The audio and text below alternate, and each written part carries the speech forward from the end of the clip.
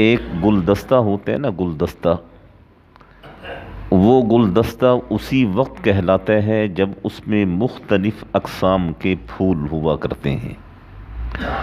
یہ ہمارا دین ایک خوبصورت گلدستہ ہے۔ اس میں عبادات بھی ہیں، اس میں معاملات بھی ہیں، اس میں اخلاقیات بھی ہیں، اس میں معاشرت بھی ہے، اس میں اوامر بھی ہیں، اس میں نواہی بھی ہیں، اور سب سے بڑی چیز کہ ہمیں رہن سہن کا طریقہ بتایا گیا۔ یہ کسی دین میں نہیں بتایا گیا، یہ صرف ہمارا دین ہے کہ جس میں ہمیں رہنے سہنے کا طریقہ بھی بتایا گیا۔ اور غالباً میں نے کل عرض کیا تھا کہ ہمارا جو یہ دین ہے، عبادات کم ہیں، معاشرت زیادہ ہے۔ معاشرت کا مطلب کہ ہم نے کس طرح رہنا ہے، ہمارے آپس کے معاملات کیسے ہوں، ہمارے رشتہ داروں کے ساتھ معاملات کیسے ہوں، ہمارے اپنے بیوی بچوں کے ساتھ معاملات کیسے ہوں، اور ہمارے خاندان کے ساتھ معاملات کیسے ہوں۔ اللہ جل شانہ نے جب آپ صلی اللہ علیہ وسلم کو تاج نبوت پہنایا اور نبوت سے سرفراز فرمایا تو قرآن مجید میں ایک آیت کو نازل فرمایا، وَأَنذِرْ عَشِيرَتَكَ الْأَقْرَبِينَ۔ اللہ جل شانہ نے فرمایا کہ سب سے پہلے اپنے خاندان والوں کو آپ آگاہ کریں، سب سے پہلے اپنے گھر والوں کو آپ ڈرائیں، سب سے پہلے اپنے گھر والوں کو آپ متنبہ فرمائیں۔ یہ کیوں کہا گیا؟ اس لیے کہ نبی کے گھر نے آگے چل کے عالمی درسگاہ کا درجہ اختیار کرنا تھا۔ نبی کی گھریلو زندگی کا ہر پہلو وہ نبی کے گھر سے نکل کے امت تک پہنچنا تھا، تو اس لیے اللہ جل شانہ نے فرمایا وَأَنذِرْ عَشِيرَتَكَ الْأَقْرَبِينَ۔ سب سے پہلے اپنے خاندان والوں کو، اپنے قریب لوگوں کو آپ ڈرائیں، ان کی اصلاح کریں اور انہیں صراط مستقیم پر اس طرح چلائیں کہ وہ دنیا میں ایسے چمکیں جیسے تم دنیا والے آسمان کی طرف دیکھتے ہو تو آسمان میں چاند تمہیں چمکتا ہوا نظر آتا ہے، نبی کے گھر ایسے چمکنے چاہیے۔ اور ایسا ہی ہوا۔ ہمارے دین کا بہت بڑا حصہ وہ ازواج مطہرات سے ہم تک پہنچا ہے۔ ازواج مطہرات میں بھی بالخصوص ام المؤمنین حضرت عائشہ صدیقہ رضی اللہ عنہا سے۔ یاد رکھیں، جب امت کو کسی چیز کی تعلیم دینا مقصود ہوا کرتی تھی تو اللہ جل شانہ اسباب کے درجے میں صحابہ کرام سے کوئی نہ کوئی واقعہ کروا دیا کرتے تھے، پھر نبی اس واقعے کی اصلاح کر کے امت کو بتایا کرتے تھے کہ اگر تم ایسا کرو گے تو اس کی اصلاح اس طرح کی جا سکتی ہے۔ جس طرح صحابہ کرام کو اللہ جل شانہ نے روئے زمین کا انبیاء کے بعد بہترین انسان قرار دیا ہے، بہترین انسان۔ اور صحابہ کرام کے علاوہ اور کسی سے یہ وعدہ نہیں ہے اولئک هم المفلحون، اولئک هم الراشدون، وکلا وعد اللہ الحسنی، اولئک حزب اللہ۔ یہ صحابہ کرام سے ہیں۔ اب صحابہ کرام میں ایک صحابی ہیں حضرت ماعز اسلمی رضی اللہ عنہ، ان سے زنا ہو گیا۔ اب کہاں صحابی، کہاں زنا؟ یہ زنا ہوا نہیں ہے، یہ کروایا گیا ہے۔ یہ قدرت کی طرف سے یہ معاملہ ہوا ہے کہ امت کو بتایا جائے کہ اس جرم کی سزا کیا ہوگی۔ चुनांचे वो आप वसल्लम के पास आए, उन्होंने कहा अल्लाह के रसूल मुझे पाक कीजिए। आपने फरमाया कि इसे संसार कर दो। चुनांचे सहाबा किराम ने संसार किया तो पूरी दुनिया को मालूम हुआ कि ज़िना की सज़ा क्या है और संसार किसे किया जाता है।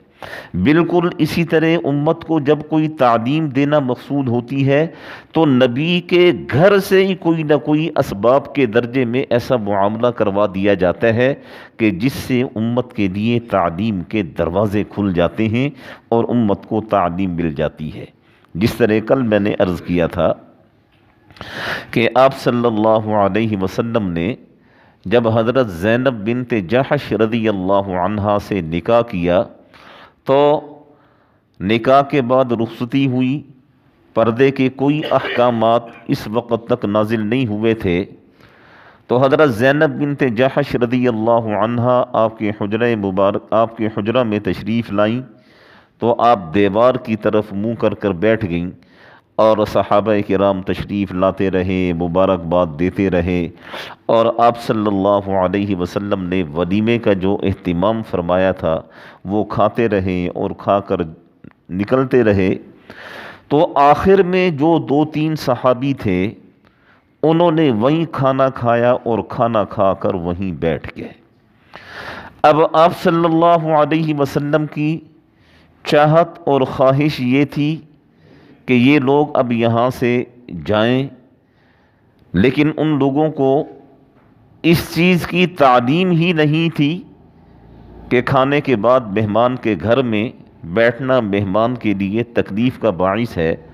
तो वो लोग बैठे रहे और काफ़ी देर के बाद वो सहाबा किराम वहाँ से उठकर तशरीफ़ ले गए। चाहिए तो ये था, नबी बहैसियत मुअल्लिम अपनी उम्मत का उस्ताद हुआ करता है और नबी के फ़राइज़ मनसबी में से ये है कि नबी जहाँ देखे कि कुछ गलत हुआ है तो उम्मत को तालीम दे और उनकी इस्लाह करे। यहाँ चाहिए तो ये था कि आप सल्लल्लाहु अलैहि वसल्लम ख़ुद फरमाते उनसे कि भाई आपने खाना खा लिया है, अब आप यहाँ से तशरीफ़ ले जाएं। लेकिन आप सल्लल्लाहु अलैहि वसल्लम ने अज़ ख़ुद नहीं कहा, इसलिए कि आप सल्लल्लाहु अलैहि वसल्लम को अपने सहाबा का बड़ा लिहाज था। याद रखें, किसी मुसलमान की दिल आज़ारी करना, किसी मुसलमान का दिल तोड़ देना, ये इतना बड़ा जुर्म और इतना बड़ा गुनाह है कि आप तसव्वुर नहीं कर सकते। एक हदीस पाक है जिसका मफ़हूम ये है कि लोगों, बैतुल्लाह की ईंट से ईंट बजा दो, बैतुल्लाह को गिरा दो, शहीद कर दो। ये इतना बड़ा गुनाह नहीं है जितना कि किसी इंसान के दिल को ठेस पहुंचाना और किसी इंसान के दिल को तोड़ना, ये गुनाह है। तो आप सल्लल्लाहु अलैहि वसल्लम ने ख़ुद सहाबा किराम से नहीं फरमाया, अल्लाह जल्ल शानुहु ने ये आयत करीमा नाजिल फरमाई। और इसके हवाले से कल मैंने अर्ज़ किया था कि इस आयत करीमा में अल्लाह जल्ल शानुहु ने जो आदाब सिखलाए हैं उन्हें समेट कर उलमाए किराम ने 3 आदाब में तकसीम फरमाया है कि इस आयत में 3 आदाब, 3 तालीमात उम्मत को दी गई हैं। एक तो ये कि जब किसी के घर में जाना हो तो बग़ैर इजाज़त उसके घर में न जाया जाए। नबी उम्मत का मुअल्लिम हुआ करता है, नबी उम्मत का सरबराह हुआ करता है, तो इसलिए अल्लाह जल्ल शानुहु ने नाम तो नबी का दिया, नाम तो नबी के घर का दिया, ला तदखुलू बुयूतन नबी, कि नबी के घरों में दाखिल ना हो। लेकिन ये तालीम क़यामत तक के लिए आम है, क़यामत तक आने वाले आखिरी इंसान तक के लिए ये हुक्म है कि जब भी किसी के घर में जाने का इत्तिफाक हो बग़ैर इजाज़त के ना जाया जाए। और जब तुम चले गए किसी के घर में इजाज़त लेकर, फिर भी ये हुक्म नहीं है कि ऐसे ही मुंह उठाकर अंदर चले जाओ, नहीं, पहले दरवाज़ा बजाएं, दरवाज़ा बजाने के बाद जब आपको कहा जाए कि अंदर आ जाएं, फिर आप अंदर तशरीफ़ ले आएं और आकर बैठें। और अगर कहीं दूसरा अदब, अगर कहीं खाने पर आपको बुलाया गया تو اللہ جل شانہ فرماتے ہیں کہ ایسا نہیں کرنا چاہیے کہ بہت پہلے سے جا کر بیٹھ جاؤ اور کھانا پکنے کا انتظار کرو، ایسا بھی نہیں ہے، بلکہ مختصر وقت کے لیے جایا جائے، اتنا وقت جتنا میزبان کے لیے پریشانی کا باعث نہ بنے، سکون سے جائیں، کھانا کھائیں، گپ شپ لگائیں اور اس کے بعد واپس آ جائیں۔ اور تیسرا حکم جو اس آیت میں دیا ہے، فَإِذَا طَعِمْتُمْ، کہ جب کھانا کھا لیا جائے، فَانْتَشِرُوا، پھر وہاں سے اٹھ کر چلا جائے انسان۔ یہ ان صحابہ کرام کو تعلیم دی جا رہی ہے جو وہاں جم کر بیٹھے ہوئے تھے، اور اللہ جل شانہ فرماتے ہیں وَلَا مُسْتَأْنِسِينَ لِحَدِيثٍ، اب وہاں بیٹھ کر گپ شپ نہ کی جائے، وہاں بیٹھ کر باتوں میں مشغول نہ ہوا جائے، اس سے اللہ کے رسول کو تکلیف پہنچتی ہے۔